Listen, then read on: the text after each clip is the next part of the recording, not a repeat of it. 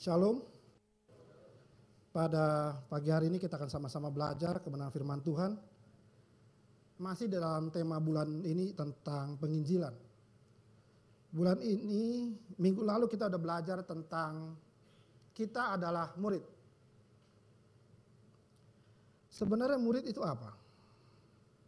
Kalau Bapak Ibu lihat, murid tugasnya, kalau dilihat dari Matius 11 ayat 29, saya ulang sedikit firman Tuhan yang kita dengar minggu lalu. Matius 11 ayat 29, belajarlah kepadaku Yesus Kristus karena aku lemah lembut, rendah hati, dan jiwamu akan mendapat ketenangan. Jangan kita berpikir bahwa selama ini kita cuma waktu TK, SD, SMP, SMA, kuliah saja kita jadi murid. Sampai saat ini pun kita menjadi murid. Hanya guru kita langsung Tuhan Yesus. Selain itu juga kita belajar bahwa sampai kapan kita menjadi murid? Efesus 4 ayat 13 sampai 15 berkata, sampai kita semua telah mencapai tingkat pertumbuhan rohani yang sesuai dengan kepenuhan Kristus. Kita bertumbuh di dalam segala hal ke arah Dia, Kristus yang adalah kepala. Jadi dengan kita menjadi murid, kita belajar, kita bertumbuh secara rohani.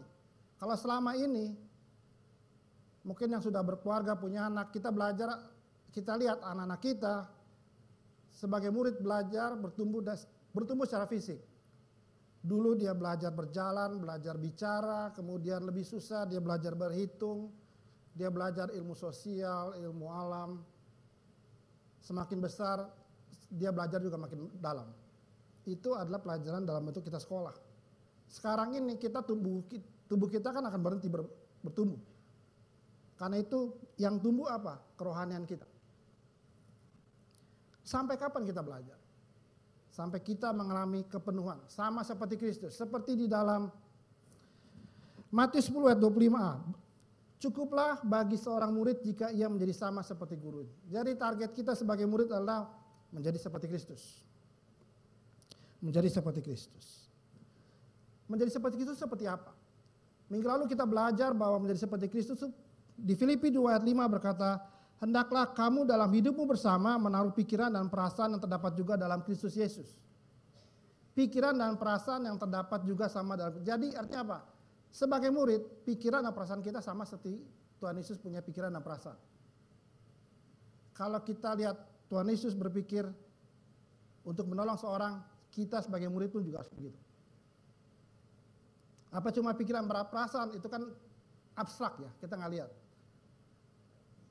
Yohanes 13 ayat 15 berkata begini, sebab aku Yesus Kristus telah memberikan suatu teladan kepada kamu supaya kamu juga berbuat sama seperti yang telah aku perbuat kepadamu. Artinya bukan cuma pikiran, perasaan, tapi juga perbuatan kita. Murid menjadi sama seperti gurunya.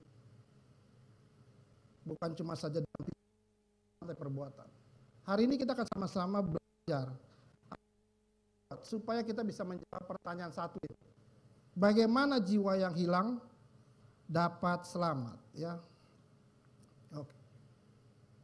Kita langsung lihat gambar saja. Kalau gambar biasanya kita kan lebih gampang belajar dari gambar ya daripada baca.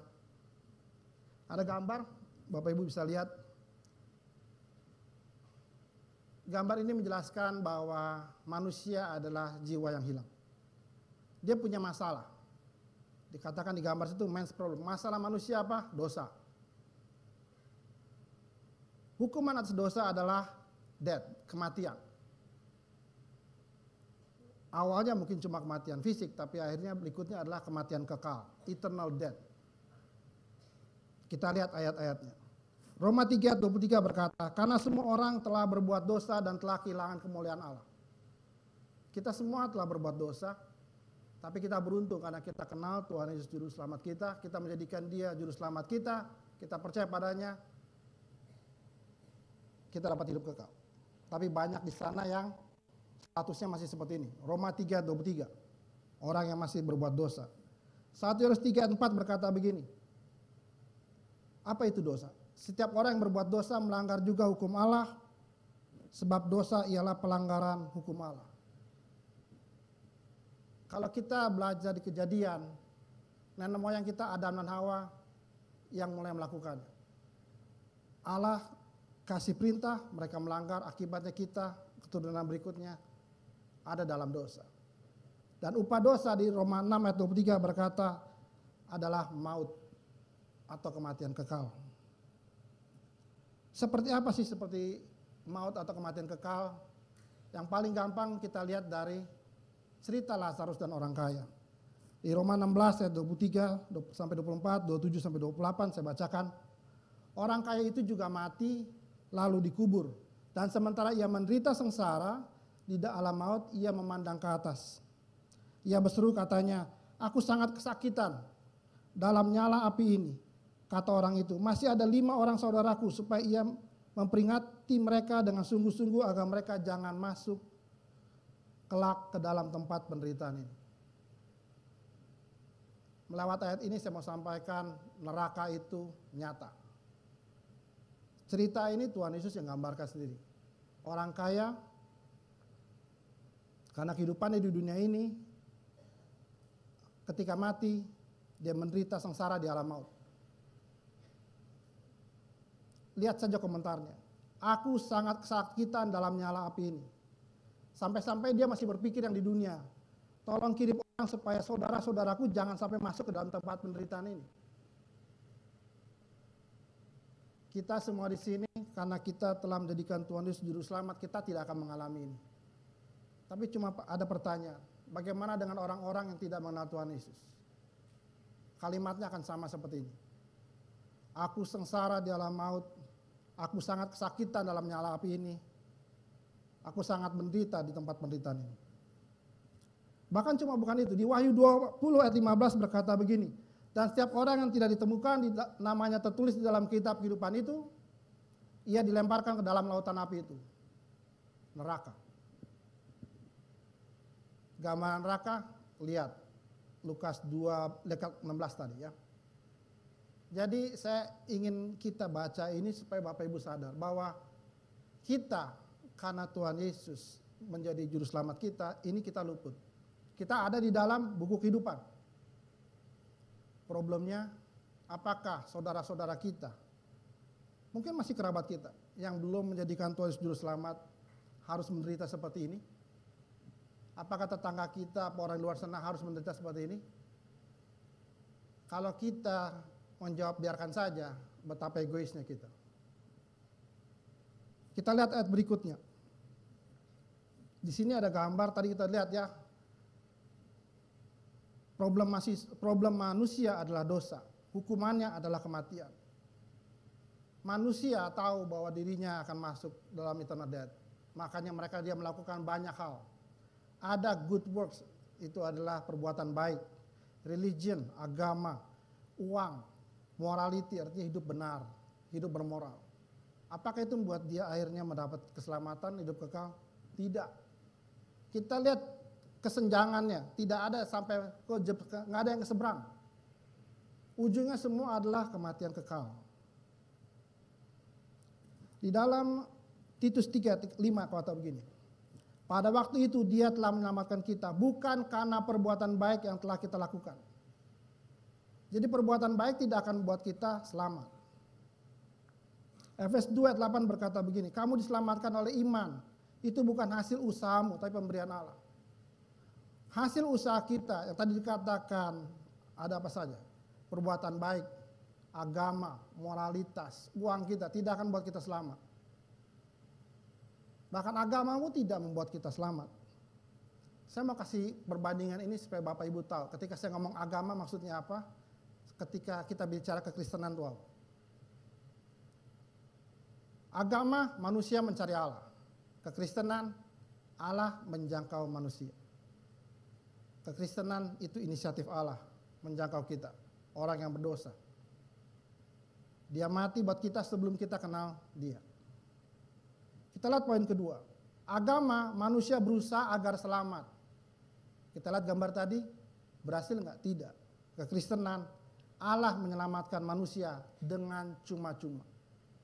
Tidak ada usaha kita apapun yang membuat kita selamat. Yang ketiga, perbuatan baik, amal untuk memperoleh keselamatan. Itu agama. Dilakukan segala hal kehidupannya, berusaha baik, tolong orang, bantu orang. Supaya apa? Supaya dosanya seimbang. Nggak akan seimbang. Kekristenan bilang apa? Perbuatan baik itu bukan supaya selamat, tapi adalah buah keselamatan. Karena kita diselamatkan, maka kita berbuat baik.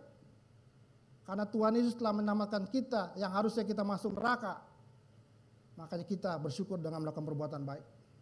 Jadi jangan berpikir perbuatan baik kita selamat. Enggak, itu agama. Kekristenan adalah perbuatan baik adalah buah keselamatan. Yang keempat, agama kemungkinan untuk memperoleh selamat. Mungkin ketika ditanya masuk surga atau enggak, nanti kalau habis mati gimana? Ya moga-moga. Tapi dalam kekristenan ada kepastian untuk memperoleh keselamatan. Saya punya rumus ini, saya dapat dari ketika saya dengar. Di dalam agama, 1 kali lahir 2 kali mati. Saya ulangi, 1 kali lahir 2 kali mati. 1 kali lahir apa? Lahir ya sesuai akte kelahiran. Tapi kemudian di akhir hidupnya harus ada akte kematian. Kenapa? Karena dia mati secara fisik. Bukan cuma itu mati pertama. Mati kedua apa? Kematian kekal. Karena dia tidak kenal Tuhan Yesus Juru Selamat. Karena dia tidak percaya. Tapi dalam kekristenan 2 kali lahir, 1 kali mati. Pertama, lahir fisik yang tertera di akte kelahiran. Pasti semua hafal. Yang ada di akte baptisan. Kita di situ mengambil komitmen menjadikan Tuhan Yesus Juru Selamat. Kita mati bersama Kristus, terbangkit bersama Kristus. Itu ada titik bahwa kita menyatakan bahwa diri kita lahir baru. Yang paling nyata itu di akte baptisan. Baru kemudian kita, orang lain akan lihat. Tapi kita cuma 1 kali mati fisik. Kenapa? Karena berikutnya kita yang kekal. Kita masuk ke hidup yang kekal. Jadi kalau mau jelas,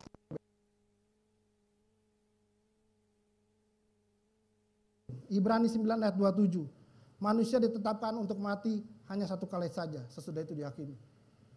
Kita cuma 1 kali mati. Kita lihat gambar lagi. Bagaimana dengan jiwa-jiwa yang hilang? Allah Bapa tahu bahwa kita tidak bisa sampai ke Dia. Maka itu Dia mengambil inisiatif. Jadi Allah duluan. Dia berikan Tuhan Yesus.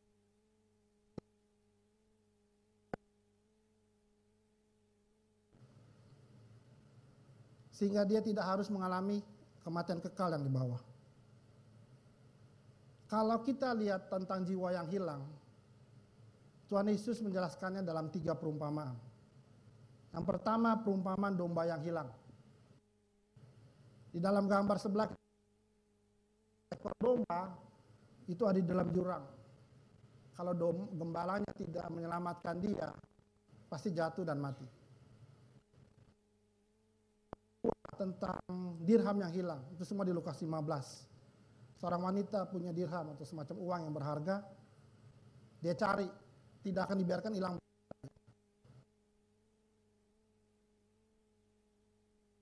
11-32.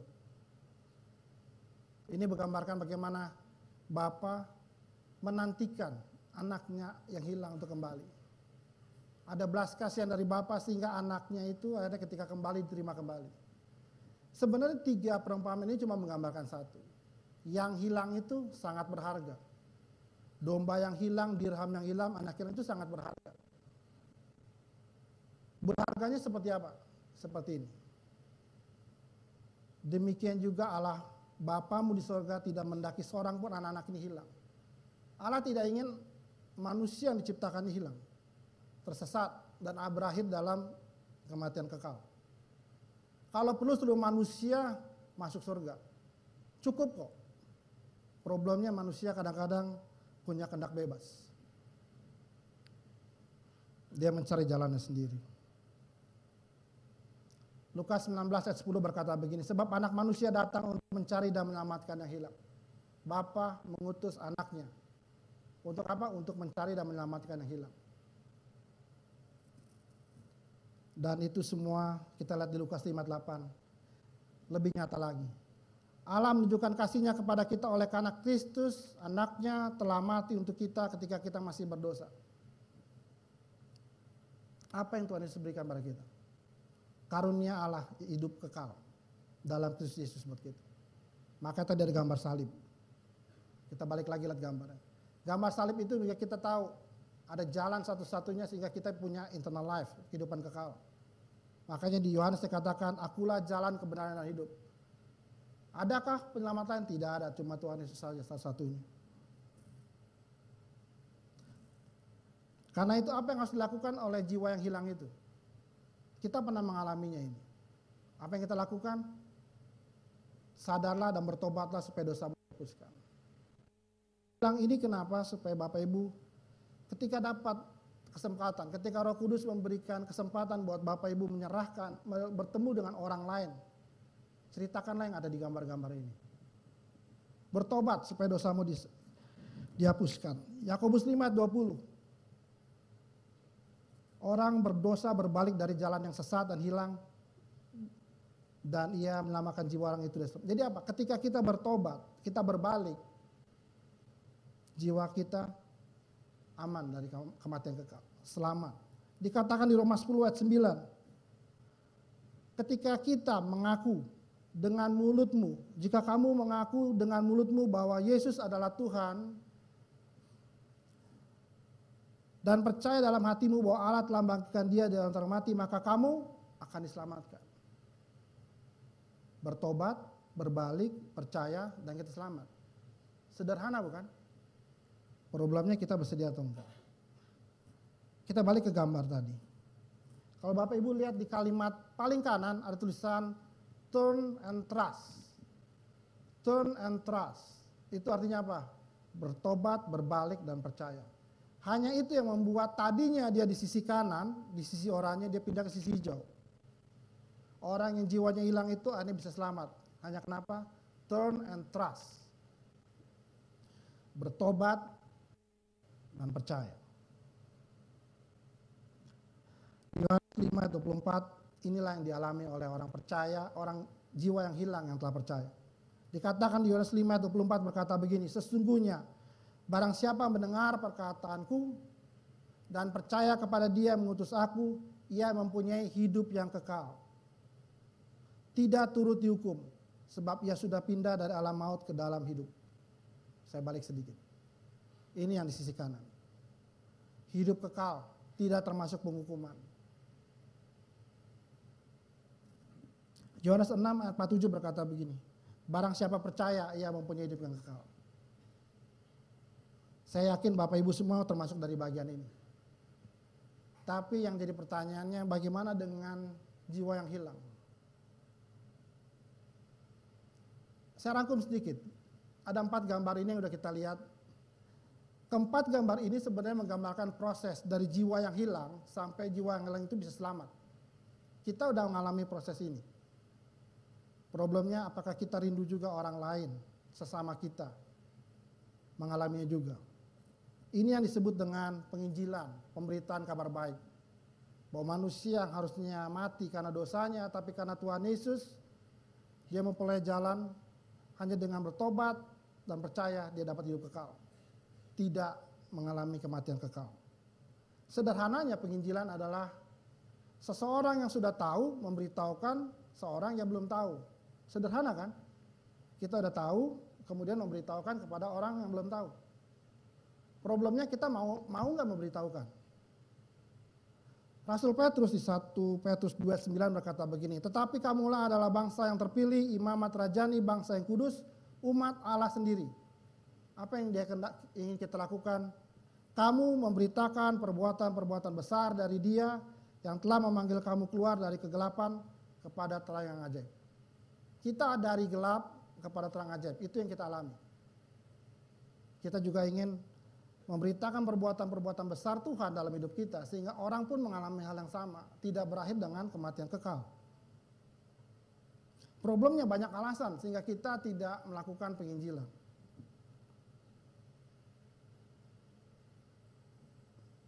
Ada yang beranggapan penginjilan itu tugas pendeta, pelayan, pengerja, dan aktivis saja. Ingat di awal slide-slide awal kita semua adalah murid Kristus. Murid Kristus melakukan apa yang gurunya kehendaki. Hidupnya, pikiran, perasaan, perbuatannya sama seperti gurunya. Tugas kita sama seperti tugas Tuhan Yesus. supaya orang lain yang belum selamat bisa diselamatkan. Jangan lempar tugas kita kepada orang lain. Jangan biarkan pendeta, pelayan, pengerja. Kita pun semua adalah murid Kristus. Kita harus melakukan penginjilan. Ada alasan, terlalu banyak masalah pribadi Pak, sehingga nggak ada waktu untuk penginjilan. Tahukah Bapak Ibu bahwa masalah Bapak yang Ibu Saudara rasakan, itu adalah cara Tuhan memperlihatkan bagaimana lewat masalah itu Tuhan tolong. Ketika masalah selesai, atau di dalam masalah Tuhan kasih pertolongan, justru itu modal saudara cerita pada orang lain. Bahwa ada Tuhan yang menolong dalam permasalahan. Di dalam permasalahan pun saya bisa damai, bisa sukacita. Kenapa? Ada Tuhan yang menghibur saya. Bukan alasan kita punya masalah sehingga kita tidak menginjil. Justru di dalam masalah kita bisa membagikan. Kita senasib, sama-sama punya masalah. Bedanya kamu belum nggak punya Tuhan, saya punya Tuhan yang tolong selalu. Alasan ketiga, khawatir dibilang fanatik atau radikal. Kata fanatik dan radikal seringkali menjadi sesuatu kata yang negatif. Padahal kata fanatik itu munculnya dari kata fans, fanatisme. Berapa banyak kita dengan punya kaos? Kalau yang pria mungkin punya kaos timnya. Kesebelasan apa? Punya kaos, harganya mahal, jersey yang mahal dibeli, kenapa? Karena ngefans. Mungkin kalau yang wanita senang dengan grup band Korea atau apa, semua pernik-perniknya dibeli. Itu apa? Itu bentuk fans. Fans sebenarnya, fanatik itu adalah bentuk kita kecintaan pada sesuatu. Tuhan Yesus sudah mengasihi kita mengasihi Tuhan Yesus. Kenapa kita tidak melakukan apa yang tugas yang diberikan padanya? Ada kata radikal, radikal kok negatif banget ya. Kalau Bapak Ibu pernah membeli suatu produk herbal, apakah itu yang dioles apa yang diminum, coba lihat komposisinya. Isinya apa? Radix ini, radix ini, radix ini, radix ini. Radix ginseng segala macam. Radix itu apa? Radix itu akar atau sumber.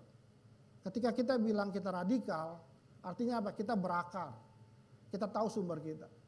Kalau kita cinta Tuhan, kita tahu akar apa kita apa? Firman Tuhan. Firman Tuhan bilang apa, itu yang kita lakukan. Tidak selalu kalau kita bilang kita radikal itu sesuatu yang negatif. Kita radikal artinya apa? Kita melakukan apa yang seharusnya kita lakukan. Alasan berikutnya, tidak tahu cara penginjilan. Sebagai murid, ini waktunya kita belajar. Ada Alpha Indonesia buat kita belajar penginjilan lewat memutar video atau hal yang lain. Kalau anak muda ada Yes He Is, kita tinggal posting sesuatu bisa di follow up.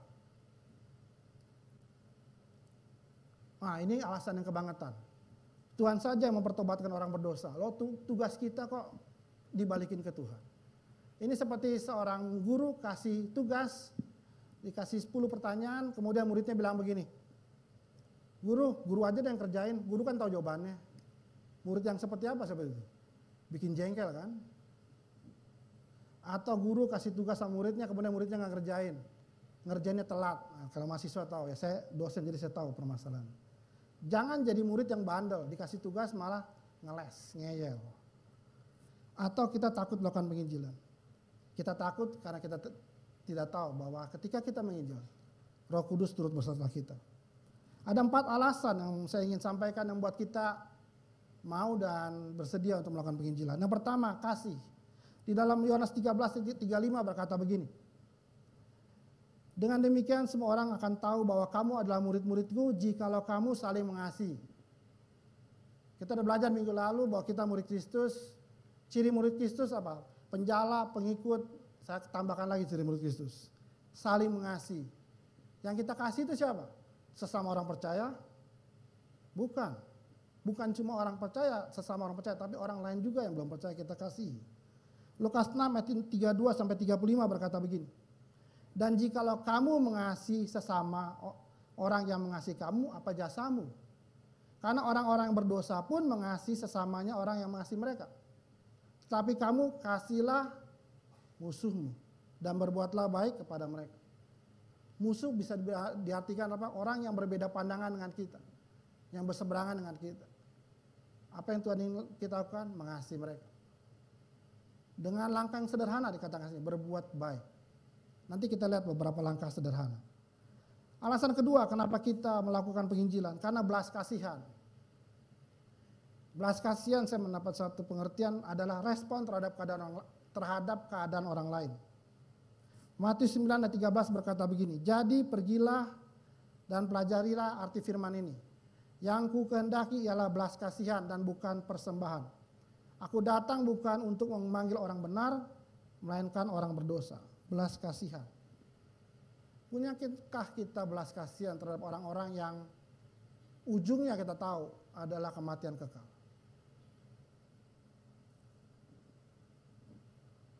Yudas 1 ayat 22 berkata gini, tunjukkanlah belas kasihan kepada mereka yang ragu-ragu, selamatkanlah mereka dengan jalan merampas mereka dari api.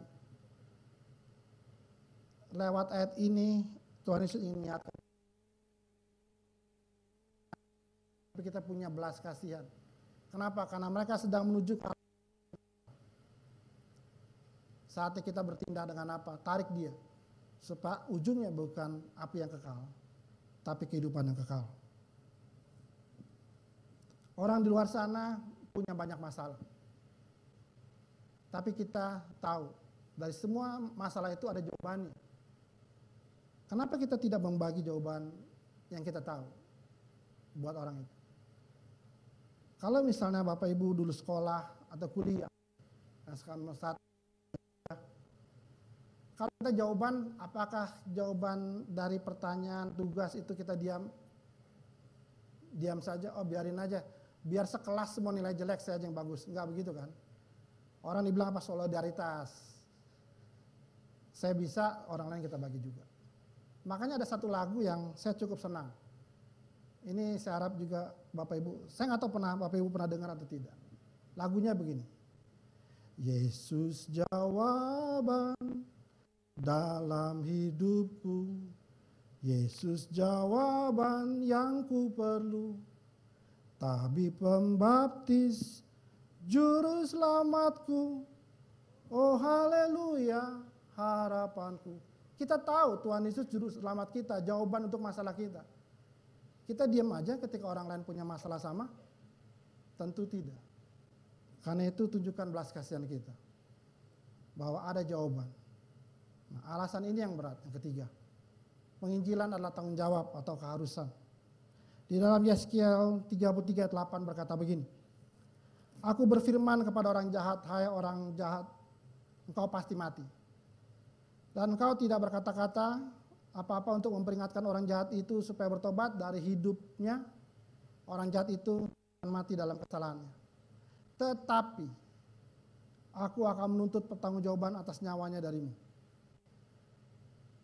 Kalau kita tahu teman kita, sahabat kita, kerabat kita, ujungnya adalah kematian kekal. Kita nggak bilang sedikit saja, ada jalan menuju hidup kekal. Itu tanggung jawab kita. Jangan sampai kita dibilang tidak bertanggung jawab atas teman kita.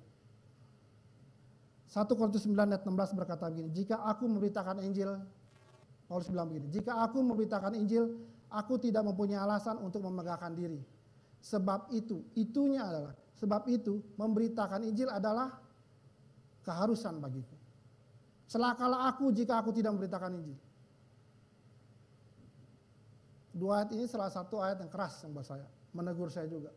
Bagaimana dengan teman-teman saya yang menuju pada kematian kekal? Tanggung jawab saya, keharusan saya untuk menyampaikan sedikit bahwa ada jawaban atas masalah mereka, atas masalah dosa yang mereka hadapi. Yang keempat, ketika kita penginjilan kita nggak sendiri. Roh Kudus selalu turut bekerja. 1 Korintus 12 ayat 3 berkata begini, karena itu aku mau meyakinkan kamu bahwa tidak seorang pun berkata-kata oleh Roh Allah dapat berkata terkutuklah Yesus. Dan tidak seorang pun dapat mengaku Yesus adalah Tuhan selain oleh Roh Kudus. Yang hijau. Tidak seorang pun dapat mengaku Yesus adalah Tuhan kalau tidak Roh Kudus yang menggerakkan dia. Artinya apa? Kita boleh menginjil, kita boleh ceritakan kesaksian kita, tapi kalau Roh Kudus tidak menggerakkan orang itu tidak akan percaya. Jadi inilah satu peneguhan buat kita, bahwa ketika kita menginjil, kita nggak sendirian. Roh Kudus, Roh penolong, Roh penghibur itu menolong kita. Sehingga apa? Orang yang kita injili, orang yang kita berikan kesaksian, Akhirnya dia bisa percaya, mengaku Tuhan Yesus adalah juru selamatnya. Kalau kita sudah siap untuk menginjil, ada satu perumpamaan. Oh ya, satu lagi. 1 Tesalonika 1:5. Injil yang kami beritakan bukan disampaikan kepada kamu dengan kata-kata saja, tetapi juga dengan kekuatan Roh Kudus. Kekuatan Roh Kudus yang buat orang yang boleh dibilang tidak percaya, bisa tiba-tiba percaya. Makanya mungkin Bapak Ibu pernah dengar, oh tiba-tiba ada orang yang Muslim taat, begitu taat, tiba-tiba bisa berbalik. Tanpa ada yang cerita. Kenapa? Roh Kudus punya kuasa. Di dalam salah perumpamaan tentang menabur, kita belajar ada 4 tanah. Ada benih yang ditabur di pinggir jalan, ada yang di tanah berbatu, ada yang di semak duri, ada tanah yang baik. 4 ini sebenarnya menggambarkan orang-orang di luar sana. Tanggapan mereka ketika kita menginjil, ketika kita menyampaikan ada jawaban atas hukuman mereka, atas dosa mereka. Ada yang kalau pinggir jalan, dia mendengar dan tidak mengerti. Kalau dengar, dia menerima, tapi tidak berakar. Akhirnya dia bisa terhilang juga. Atau semak duri, dikatakan mendengar berkembang tapi akhirnya terhimpit karena masalah, karena maka ketika saya berdoa tadi pagi di awal, hati kita, setiap orang harus punya tanah yang baik. Hatinya menjadi tanah yang baik. Kenapa? Mendengar, mengerti, berakar, dan akhirnya berkembang. Dari gambar ini sebenarnya saya mau sampaikan bahwa ketika kita menginjil, tidak selalu ketika kita sampaikan kabar baik, mereka akan selalu bertobat.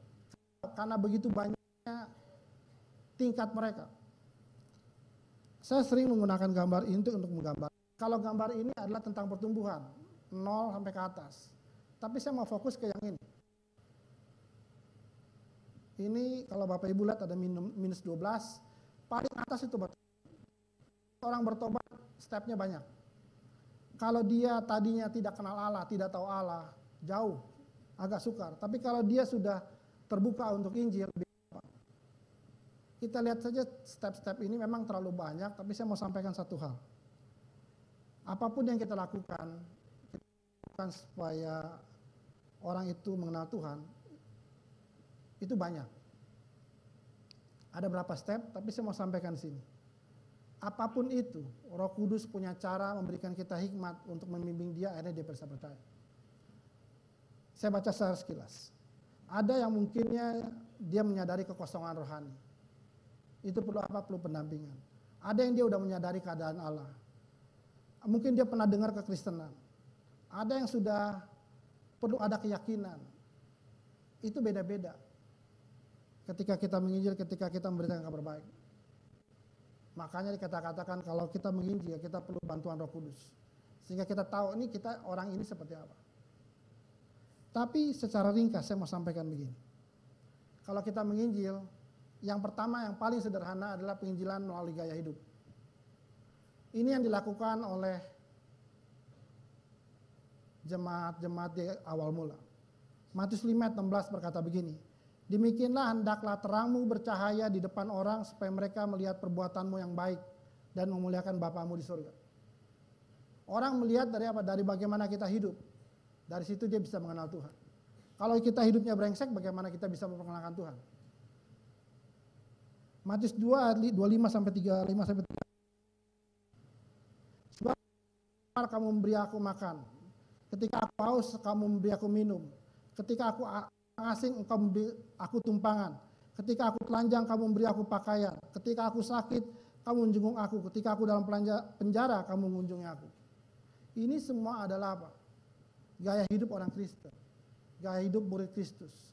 Apa? Menolong, memperhatikan, mensupport, mendukung orang-orang yang punya masalah. Dengan kita melakukan itu, kita apa? Menabur. Sehingga satu kali kelak ketika dia mendengarkan kebenaran firman Tuhan, kabar baik, dia bisa percaya. Jemaat mula-mula melakukan hidupnya seperti ini. Kisah 2:45. Dan selalu ada dari mereka yang menjual harta dan membagi-bagikannya kepada semua orang sesuai dengan keperluan masing-masing. Di dalam jemaat mula-mula nggak ada yang berkekurangan. Kenapa? Karena semua berbagi, saling tolong menolong. Akibatnya apa? Di ayat 47 berkata begini, mereka disukai semua orang. Kenapa? Karena mereka saling menolong. Mereka membantu, mendukung orang lain. Lihat kalimat berikutnya. Dan tiap-tiap hari Tuhan menambah jumlah mereka dengan orang yang diselamatkan. Sederhana yang mereka lakukan, mereka disukai semua orang. Orang yang disukai orang apa? Membantu, menolong, mendukung. Apapun yang kita punya, kita bisa bantu orang. Belum tentu harus punya harta, bisa aja perhatian. Menjadi apa? Konselor, penasehat. Bahkan kuping kita ini bisa menolong orang. Apa? Mendengar keluh kesah orang. Itu pun bisa jadi berkat buat orang. Ada satu gambar yang cukup menarik buat saya, digambarkan begini. Kalimatnya gini, action speak louder than words. Ketika kita menginjil, yang paling dilihat apa? Visual. Orang Kristen yang dilihat apa? Apa yang kita kerjakan. What is it? 55%. Apa cuma cukup dengan tindakan kita? Nggak cukup. Kita perlu apa? Perlu ngomong. Vokal. What is it? 38%. Kalau kita berbuat baik, menolong orang, 55%. Ditambah lagi kita ngomong tentang kabar baik, 38%. Lebih baik lagi kan? Lebih banyak yang kenal Tuhan. Kalau verbal itu apa? Teks. Kenapa saat ini sudah tidak banyak orang bagi-bagi traktat? Kenapa? Ternyata bermanfaat, tapi cuma 7%. Karena budaya kita apa? Budaya mata, bukan budaya baca. Jadi cuma 7% yang bisa. Tapi tetap efektif. Kalau tiga-tiga dilakukan 100% bukan? Kita lihat yang berikutnya. Tadi melalui gaya hidup, yang berikutnya adalah melewati persahabatan. Kita tahu di Kisah 1 ayat 8 berkata begini, tetapi kamu akan menerima kuasa kalau Roh Kudus turun ke atas kamu, dan kamu akan menjadi saksiku di Yerusalem, dan di seluruh Yudea, dan Samaria sampai ke ujung bumi. Ini adalah secara geografis ada di Israel sana. Nanti saya akan kasih lihat slide berikutnya. Tapi kita lihat dulu di Roma 10 ayat 13 sampai 14. Sebab siapa saja yang berseru dalam nama Tuhan akan diselamatkan. Tetapi bagaimana orang itu bisa diselamatkan? Tapi bagaimana orang itu dapat berseru kepada dia yang belum dia percaya? Bagaimana orang dapat percaya kepada dia yang belum pernah mereka dengar? Bagaimana orang mendengar tentang dia jika tidak ada yang memberitakan? Ini berurutan ya. Jadi orang bisa diselamatkan karena ada yang bercerita pada dia. Kemudian sehingga dia percaya, dia dengar. Tapi semua dimulai dari yang paling bawah, harus ada yang memberitakan. Nah kita lah yang memberitakan. Dimulai lewat membangun persahabatan. Ini gambarnya, ini diagramnya. Tadi dikatakan Yerusalem, Yudea, Samaria, ujung bumi. Kita mulai Yerusalem. Yerusalem adalah orang-orang yang memiliki bahasa dan budaya sama dan juga memiliki kedekatan area strategis. Siapa itu? Keluarga kita. Keluarga besar kita. Apakah semuanya sudah kenal Tuhan? Kalau belum ada, itu target penginjilan yang pertama. Kemudian yang Yudea. Yudea dikatakan begini, orang-orang yang memiliki bahasa dan budaya sama tapi memiliki area geografis yang berjauhan. Mungkin ada saudara kita yang jauh, masih ada di kampung, kita sering ketemu sebulan sekali atau berapa bulan sekali, dan dia belum kenal Tuhan, itu target kita. Ceritakan kabar baik, Injil kepada dia. Tapi ada juga Samaria, orang yang memiliki bahasa dan budaya berbeda tetapi dekat dengan kita. Itu siapa? Tetangga kita yang berbeda, keyakinan. Teman kerja kita dekat tapi berbeda. Penginjilan kita. Mulai dengan gaya hidup kita yang jadi berkat buat orang lain. Kemudian kita jadi sahabat. Kalau langsung ngomong mungkin ditolak, tapi ketika kita jadi sahabat, dia susah kita tolong, dia butuh penghiburan kita hibur. Ketika kita ngomong, dia akan terbuka. Nah, kalau ujung bumi, orang-orang yang memiliki bahasa dan budaya berbeda tapi juga berjauhan. Nah ini tugas penginjilan yang khusus, misi ke daerah seperti itu. Sebenarnya nggak jauh-jauh. Yerusalem, Yudea, Samaria. Keluarga kita, keluarga jauh kita, atau orang terdekat kita, itu adalah sasaran kita membangun persahabatan. Lewat persahabatan, kita bisa memperkenalkan Tuhan. Ada satu diagram seperti ini, lewat studi dikatakan gini, 90% orang datang ke gereja karena sahabat. Lihat yang paling bawah yang warna kuning. Friend invited 90%, yang lain di bawah 10%. Sunday school 4-5%, ya oke. Pastor 5-6%, church program 2-3%, tapi yang paling banyak datang ke gereja karena sahabat. Orang kenal Tuhan karena sahabatnya. Nah, karena itu apa? Penginjilan lewat persahabatan itu salah satu efektif. Nggak usah ngomong dulu, jadilah sahabat. Tolong teman, kalau sahabat pasti apa? Di saat suka dan duka, di situ kita bisa bicara. Dan yang terakhir dalam penginjilan adalah penginjilan melalui kesaksian hidup. Di Kisah 4:20 berkata begini, sebab tidak mungkin bagi kita untuk tidak berkata-kata tentang apa yang telah kami lihat dan kami dengar. Kalau kita udah lihat, udah dengar, pasti kita cerita. Yang paling gampang ini, kalau Bapak Ibu makan di suatu restoran yang bagus, pasti ngomong kan? Bukan cuma ngomong, di foto, di share. Begitu gampang kita share makanan enak, tapi begitu susah kita men-sharekan kabar baik. Kisah 26:28. Ini antara Paulus dan Agripa. Jawab Agripa, hampir-hampir saja kau yakinkan aku menjadi orang Kristen.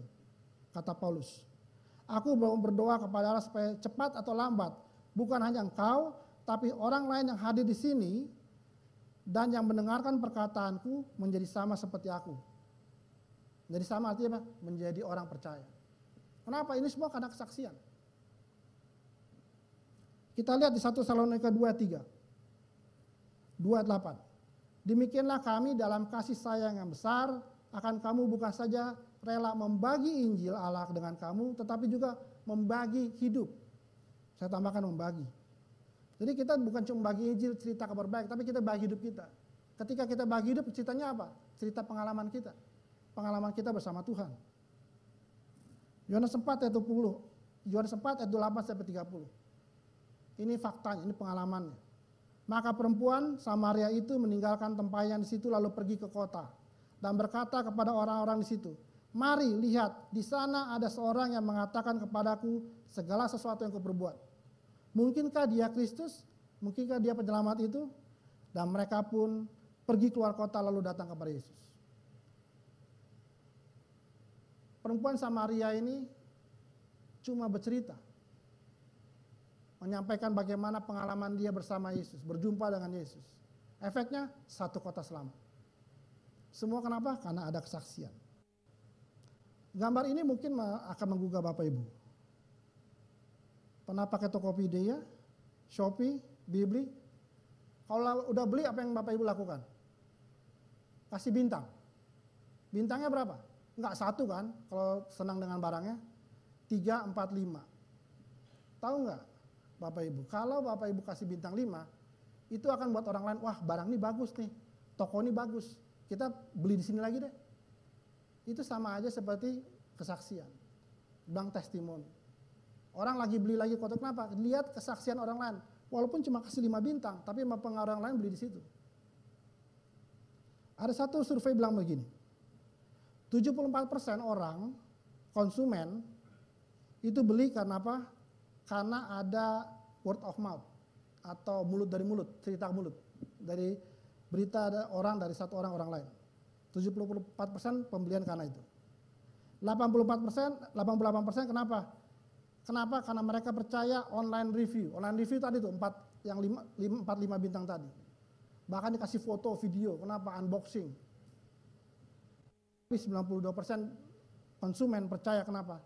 Ketika ada suggestion from family and friends. Iklan kalah semua. Kenapa?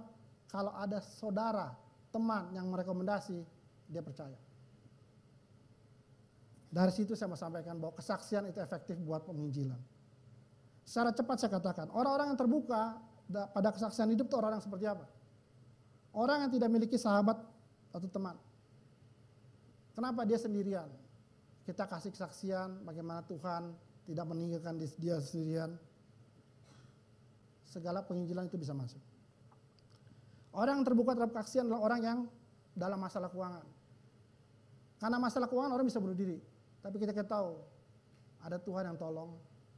Kita cerita bagaimana Tuhan Yesus juga tolong kita ketika kita mengalami masalah keuangan. Masuk. Nggak jadi bunuh diri, bahkan jadi percaya Tuhan. Yang ketiga, orang yang mengalami pergumulan berat. Dari sini kita percaya bahwa ada jawaban tadi. Ada jawaban dalam setiap pergumulan. Kenapa? Karena kita punya Tuhan Yesus. Orang punya menderita sakit serius atau orang yang sedang pemulihan kesehatan.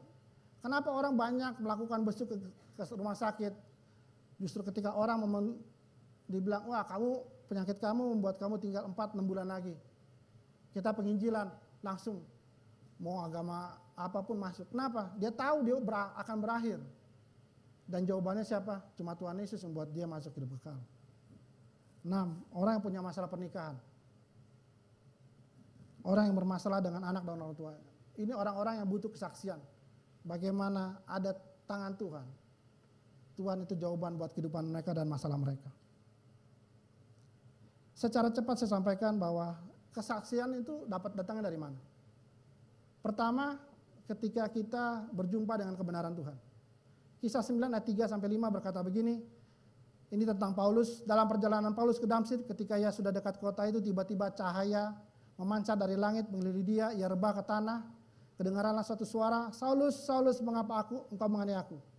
Jawab Saulus, yang kemudian jadi Paulus, siapa engkau Tuhan? Katanya, akulah Yesus yang kau aniaya. Cuma satu kejadian, Paulus berubah. Kenapa?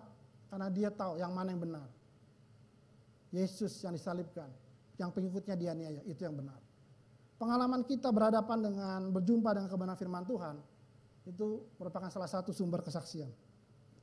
Yang kedua, berjumpa dengan kuasa. Lukas 5, 4-6. Ini cerita apa? Tentang nelayan-nelayan yang kemudian murid-murid Yesus nggak dapat ikan. Saya bacakan. Ia berkata kepada Simon, bertolaklah ke tempat yang dalam dan tebarkanlah jalamu untuk menangkap ikan. Simon menjawab, Guru, sepanjang malam kami bekerja keras, kami tidak menangkap apa-apa, tetapi karena perkataanmu, aku akan menebar juga. Ayat 6, mereka melakukannya, mereka menangkap sejumlah besar ikan sehingga jalan mereka menjadi koyak. Tadinya tidak ada, tapi karena Tuhan berkata, ada. Mengalami apa? Kuasa Tuhan. Mereka tuh nelayan berpengalaman. Semalam-malaman tidak ada. Tapi cuma karena Tuhan berfirman. Mereka taat. Mereka mengalami suatu apa? Melihat kuasa Tuhan. Yang tidak ada, menjadi ada. Sumber yang ketiga tentang kesaksian ada love encounter, berjumpa dengan kasih. Ini tentang Zakheus. Zakheus yang orangnya kita tahu pemungut cukai. Tapi ketika dia ketemu Tuhan Yesus, apa yang Zakheus katakan? Ayat 8. Tuhan, setengah dari milikku akan kuberikan kepada orang miskin. Dan sekiranya ada sesuatu yang kuperas, seorang akan kukembalikan 4 kali lipat. Jadi banyak sumber kesaksian. Kuasa Tuhan, kebenaran firman Tuhan, kasih Tuhan. Saya kasih lihat ayat gambar ini. Gambar ini adalah modal buat Bapak Ibu mengenalkan siapa Kristus. Yang menjadi jawaban buat mereka punya masalah dosa yang berakhir pada kematian kekal.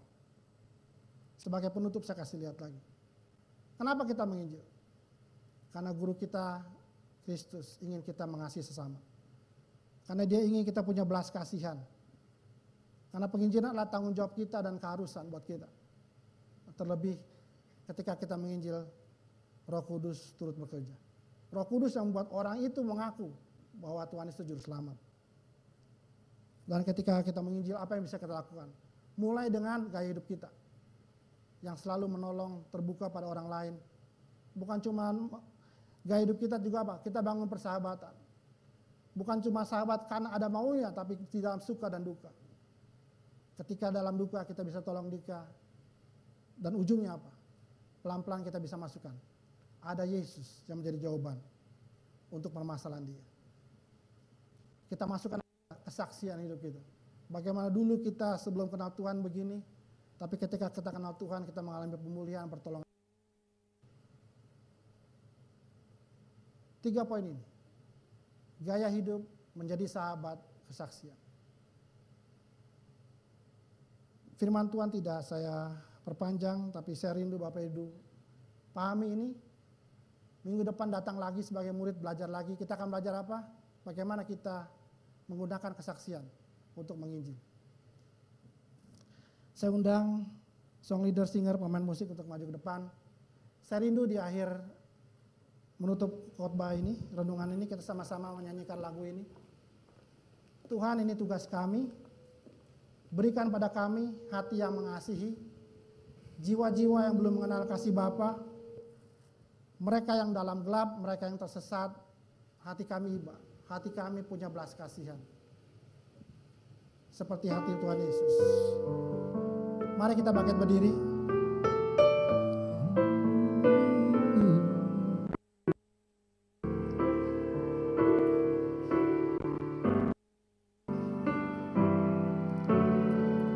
Berikan pada kami hati yang mengasihi, jiwa yang penuh mengenal kasih Bapa.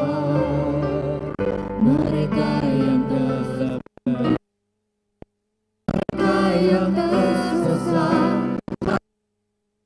tiba seperti hatimu Yesus. Tuhan, ini tugas kami.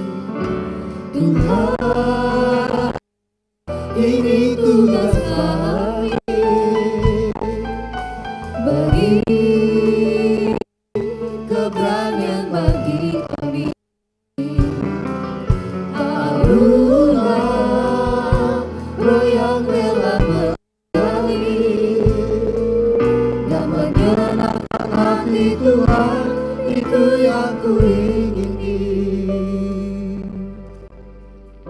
Tuhan Yesus, terima kasih.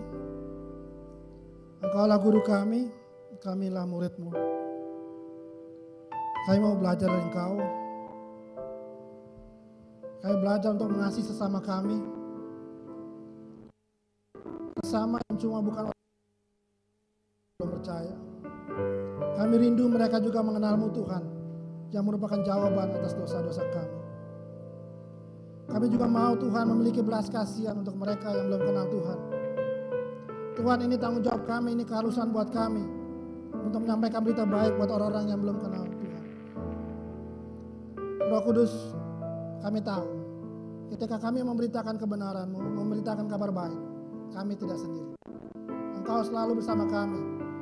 Engkaulah Roh penolong, Roh penghibur kami, Roh pendamping kami. Sehingga ketika kami memberikan kesaksian pengalaman kami berjumpa dengan Engkau, pengalaman kami merasakan kuasa-Mu, mengalami kuasa-Mu dalam kehidupan kami, merasakan kasih-Mu. Roh Kudus, Engkau menggerakkan orang-orang yang mendengarkan kesaksian hidup kami. Tuhan Yesus,